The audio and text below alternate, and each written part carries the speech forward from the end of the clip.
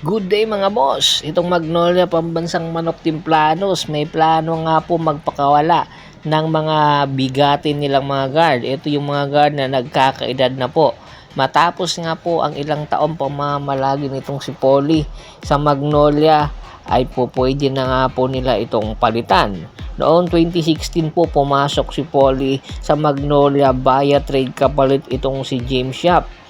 At maganda nga po ang kanyang addition, pero ngayon unti-unti na pong nagkakaedad itong si Polly, kaya naghahanap po ang Magnolia ng mga batang player. 36 years old na nga po itong si Polly, at unti-unti na nga pong nararamdaman ang mga injury.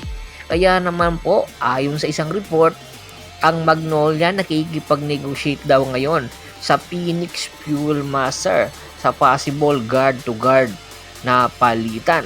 Opo, ang Phoenix Fuel Masters ang isa sa mga magiging destinasyon nitong si Polly, na maaari po yung huling mga taon nitong si Polly sa PBA ay doon niya ilagi, at hindi po sa Rain or Shine Elasto Painters. Hindi po kailangan ng Rain or Shine Elasto Painters itong si Polly dahil sa nagkakaedad na rin ito, at isa pa dahil sa mahal ng kanyang presyo. Hindi po ito kailangan ni Polly. Ang kailangan ni Polly or ang kailangan ng Magnolia ngayon ay itong si Macho Right. Ayon nga sa isang balita, itong si Macho Right ay nag-iinsayo daw sa Phoenix Fuel Masters. Opo, nag-iinsayo siya pero walang deklarasyon kung ano ang meron sa kanyang ensayo. Hindi pa man po pumipirma ng kontrata itong si Macho sa Phoenix. At ibig sabihin lang noon po, pwede pong gawing trade asset ng Phoenix itong si Macho Right papunta sa Magnolia. Papipirmahin nila, pero ang Magnolia ang magpapasahod dito kay Macho Right. Kumbaga, itong si Macho Right, kung sakali po magkasundo itong Phoenix at ang Magnolia, ang magiging sitwasyon ngayon ay mapupunta po itong si Macho Right sa Magnolia Pambansang Manok Templados, na malaki ang maitutulong sa kanilang guard rotation. Magkakaroon ng isang pure shooter itong Magnolia sa katauhan naman nitong si Macho Right. Samantala, itong Phoenix Fuel Masters magkakaroon ng isang leader. Oo, gagawin lang itong leader at magiging taga-train itong si Polly sa Phoenix Fuel Masters, kasi titingnan po ang lineup ng Phoenix, pabata po ng pabata. Kaya nga po nila pinakawalan yung kanilang mga guard para humanap po ng bata. Pero itong this time naman po, kung sakali nga po kung mapunta itong si Polly, ay gagawin lang po itong tagaturo sa mga batang point guard, lalong-lalo na itong kay Tyler Teo.